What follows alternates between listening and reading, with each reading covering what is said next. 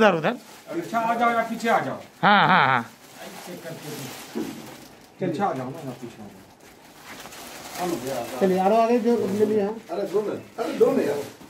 अभी corona virus आया है, अभी जनता संकट में है। अगर हम लोग को प्रशासन बोलेगा, अब जनता बोलेगा, तो हम लोग जा कर के घर घर जा कर के अपना गाना का जरिया से माध्यम से उस सबको हम लोग जागरूक कर सकते हैं। जय चैम्बर और रेड क्रॉस के माध्यम से हम लोग आज यहाँ पर अपनी किन्नर बहनों के बीच में आए हैं और यहाँ आने का मुख्य उद्देश्य ये है कि हम लोग इनके साथ साथ खड़े हैं इस संकट की घड़ी में। यह एक मैसेज जाए, दूसरा इन्हें प्रोत्साहित करना चाह रहे थे कि ये बहनें भी हम लोग जैसे आज सामाजिक क्षेत्र में कोरोना के विरुद्ध कैंपेन में काम कर रहे हैं, ये भी आगे आएँ और घर घर जा कर के कोरोना के प्रति जागरूकता फैलाएं।